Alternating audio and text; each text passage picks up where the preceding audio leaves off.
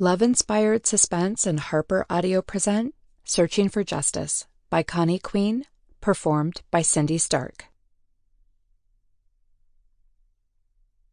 Rejoicing in hope, patience in tribulation, continuing instant in prayer. Romans 12:12. To my sisters, I'm so grateful you're not scared to ask me to tell you about the story I'm working on.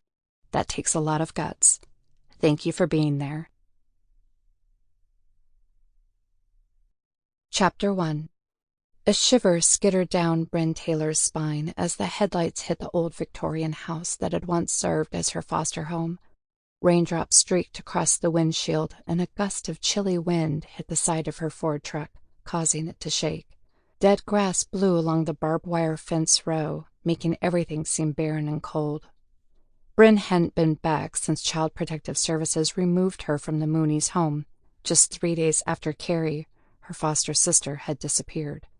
Not a day went by that she didn't think about that night 16 years ago.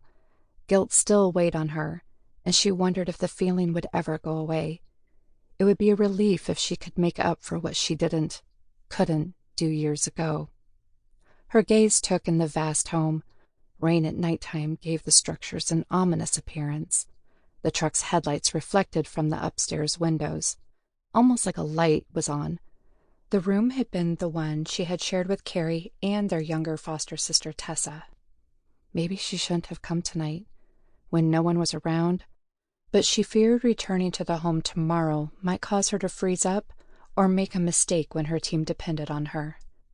She'd only been with the Canine Search and Rescue Unit for the Rockford County Sheriff's Department for 10 months, and the need to prove her competence pulled at her more than it should. A text had come through tonight from Lieutenant Dotson after 8:30 about the missing 16-year-old girl. The last place the teen had been seen was at Bryn's old foster home. 2 teens had gone missing from the same place. Coincidence? Maybe. Or maybe not. Coldness touched Bryn's shoulder. Fergie, her St. Bernard canine partner, brushed her nose against her skin before resting her head on her shoulder. Bryn smiled and ran her fingers through the soft hair. "Hey, girl, we're not getting out tonight. I just needed to see the old place before we meet the lieutenant and the other deputies in the morning." Big brown eyes stared up at her as if the canine understood, and maybe she did. The dog had been hers ever since she worked with a rescue unit in Denver. After an avalanche that almost took her and the canines' lives, Fergie was dismissed from duty, and Bryn returned to Texas to work with the local sheriff's department, since she couldn't leave her partner behind.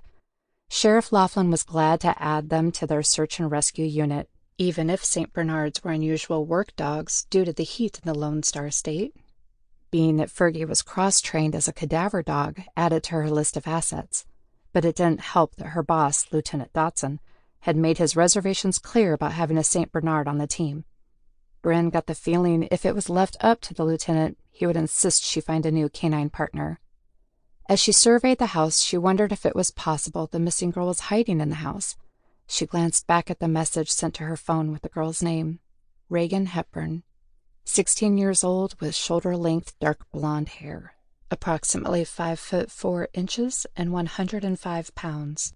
The picture supplied by the teen's mother showed a pretty girl with dimples, dressed in a cheerleading outfit. "Reagan, have you been up there?" She leaned forward to get a better vantage point. Fergie whimpered and glanced at her. "Give me a few minutes, and then we'll go home." She patted her head. The teen had told her mom she was going to her cousin's house for a couple of days, but then the mom's sister called to ask for a recipe. Once the sisters were talking, the mom inquired how Reagan was doing. That's when she learned her daughter had never shown up. After questioning the cousin, the teen admitted Reagan had gone to Hope Valley, the closest town to the Mooney home. Several people had seen Reagan around and said she'd been asking about Carrie and was staying at Nina's bed and breakfast. The last time anyone had seen her was yesterday, when she had inquired about going to the Mooney home. According to the report, a couple of deputies had already checked the house. What if the girl was staying in the house? Maybe she had hidden when the deputies came by. Had Reagan met someone there? And if so, who? Bryn didn't know why she'd be there, but why do teens do a lot of things? Carrie had been about the same age when she disappeared. Sample complete. Ready to continue?